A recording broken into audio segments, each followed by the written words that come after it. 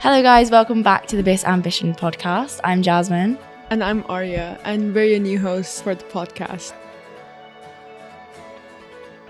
I'm Amukta, I'm in year 13, and I'm planning on majoring in computer science at university. So today we're going to be talking about US university applications, the process, what it entails, and what you should be doing to get a great application. So the first question we have for you is, can you just start off by talking about the application process and what it entails? When do you start writing your applications and how many do you generally make? So the Common Application or the Common App website, it opens on August 1st every single year. So like your next year will open on August 1st of your senior year. Yeah. And basically when that website opens is when you can start shortlisting universities and stuff. But realistically, you should be thinking a lot more in advance. But obviously most of us don't.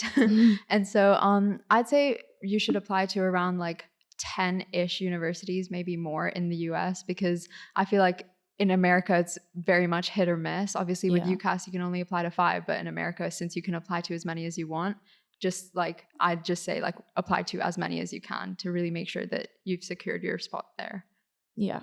And how would you build your college list with like your read schools, your target schools? Yeah, I agree. So like it's really important to have a good mix of safeties and then also like targets and also where like things that are ambitious like Ivy Leagues as well. For me as well, it was important to have a mix of public and private universities because obviously private is slightly more expensive, but technically like a better education or whatever. So if I'd say like look at public institutions, but then in terms of safeties as well, I'd say rather than looking at the university, look at the state that it's in, because one thing that's very popular 100%. In America is like transferring. And so if you end up in a really good state, then you can always transfer to a better university in that state later on. Yeah, kind of leading on from that, how do you figure out what kind of universities you want to go to? Sort of like the size of the school, the area, like because obviously living here, like not everyone's going to be able to go there every summer.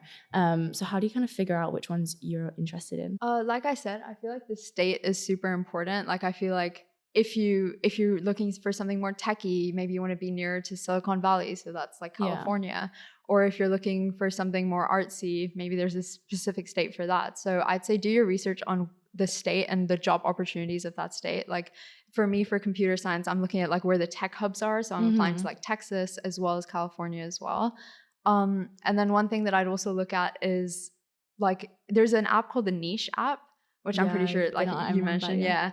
And so like it's got like student reviews of the university. So you can see like, is it a party school? How are the academics? How are the professors and stuff like that? So reading the reviews of that university for me was really helpful. Yeah. Another thing, what kind of things do universities look for in your application? So I know extracurriculars are a huge thing. I've kind of been finding out about that myself. So like what ones did you choose for IT and how do you figure out all the different extracurriculars you need to do?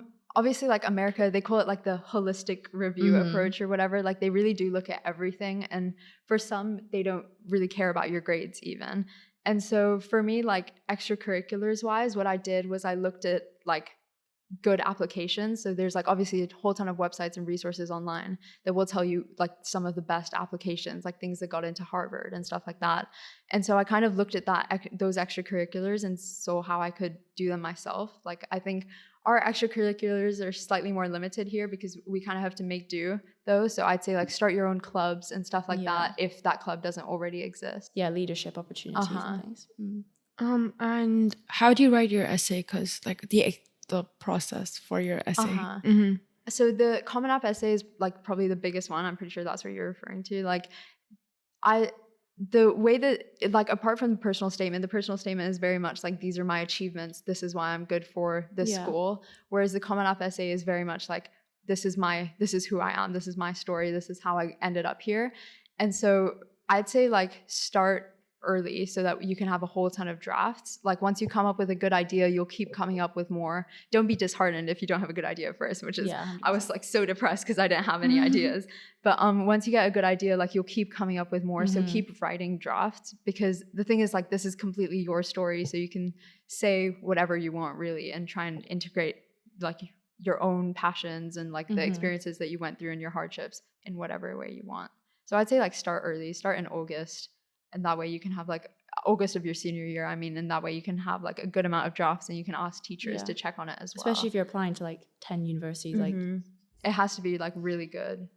What sort of scholarships are available for international students, and could you explain like how you apply to them, what you have to do, that kind of stuff? So in America, like for American citizens, obviously like they give you amazing financial aid, but as international students, we don't have that amazing opportunity to get financial aid. So some universities do actually give international financial aid. For example, I'm applying to Rice and they do give some aid, but it's not enough to be dependent on. So I'd say like the scholarships are very university specific, but there is something called like the Rise Award Scholarship, which is like, it's detached from the universities. Yeah. It's like its own organization that gets you full ride scholarship. So I'd say look for external ones because you're not likely to find many that the university gives. But like, for example, like Boston University, like a couple standouts, they have like 100% like full ride scholarships as well for international students, but it's very limited. So America is very expensive, I'll be honest. Like it's not for everyone financially, but with like the scholarship, like external scholarships, also like if you check your home country and whether they give like scholarships like to people that are like excelling in their studies and stuff, you can also check that out as well. Yeah, I think it's hard because they're so competitive, like each scholarship and stuff. Leading on from the scholarships, kind of, I know they have a mixture. So if you're into like sports, you can get like a dual sports and academics, or music and academics, whatever you want. So are you planning on applying for scholarship? No, I'm not talented in that many other areas, but I do know like a friend of mine that is applying for a music scholarship to Berklee School of Music. And so I think like for that, I'm pretty sure it's all about like the audition as well, and you have to like send in apart from getting scouted for athletics, you have to send in like a video of you playing the instrument or dancing or whatever the other like special area is. And so I'd say like for that, again, I'd say start early and do your research because like every respective university will have something different. Yeah. Also, like the US does need SATs. So like how early on did you start preparing for them? Like how many tries did it take you? Yeah.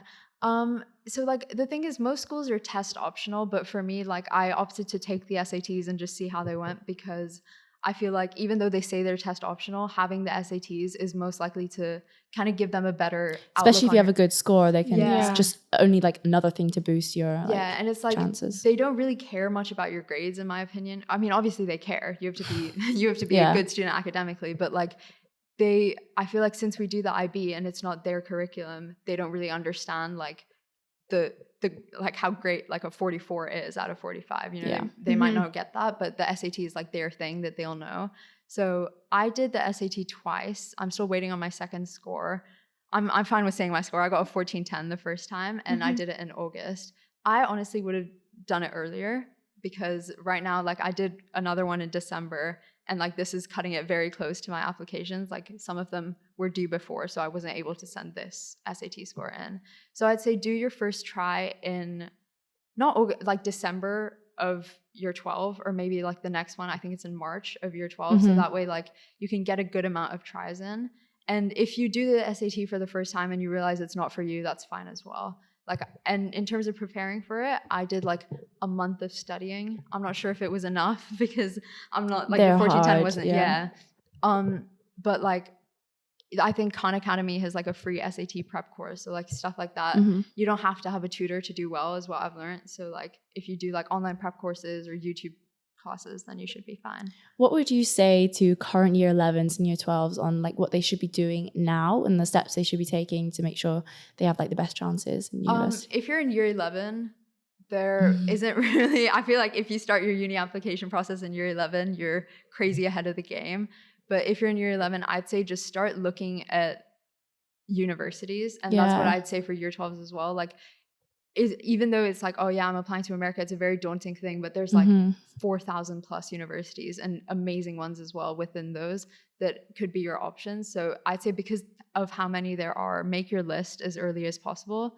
And then in year 12, once you have that list of universities that you've finalized, then you can start looking at the admission requirements for each of them and start writing your essays and getting that up. I think for year 11 as well, it's like important to maybe start, like get ahead of the game, maybe start doing some extracurriculars. Like if you're interested in music, start doing, you know, not internships, but like volunteering work in school or whatever. Extracurriculars for sure. I think like especially because they ask you how long you've been doing that extracurricular. It's not like they really criticize if you've only been doing it for a year, but they can tell. They can tell if you're in year 12, you're like, you're like, I suddenly I'm have just to gonna like shove in another extracurricular. I'm gonna do this. I'm gonna start this club now. So like I 100% agree. Like starting your extracurriculars early, make your clubs early, because they do take a lot more planning than you'll realize. So like you might want to start it in year 11. It might only start in year 12. And I think from my like personal experience, like I know this summer, like it's really important to start doing summer camps, internships, because that's something that they recognize. And I think a lot of US citizens, that's what they do every year 12 summer. So I think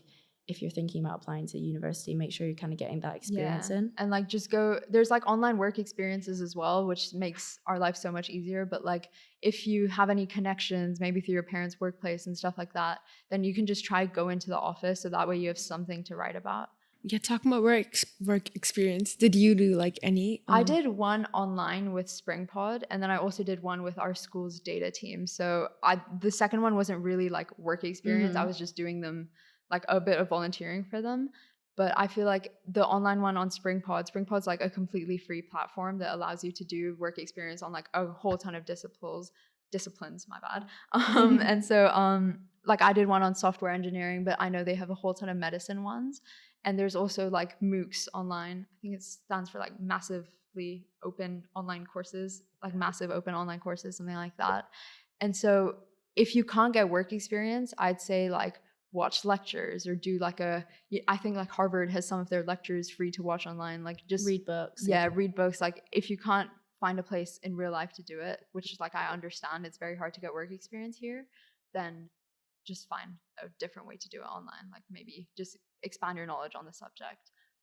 Are there any additional like research sites or any apps that you use that help with like amping up your like application or like? Yeah, I know there's also like those companies that you can, I guess you pay for them. They can help you with your whole application process, what needs to be like done, college when it needs counselors. to be done. I think like IDP for me was really helpful. They didn't necessarily give me like counseling, but what they do is they waive some of the application fees and they help you with your visa. So like obviously the visa is once you get in, but every single university is going to ask for like 70, 80, sometimes even $90 to apply. And working with IDP, they waive some particular universities. So like I got my Arizona State University and University of Illinois Chicago fees waived by IDP. So like working with them is really helpful.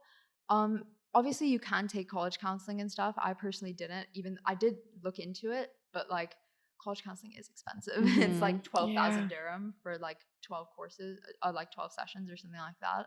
So instead of college counseling, I honestly just looked online, and this is a bit cringe, but I looked a lot on Reddit because I feel like a lot of students post their experiences on Reddit, and especially like some universities ask for like a why this university essay.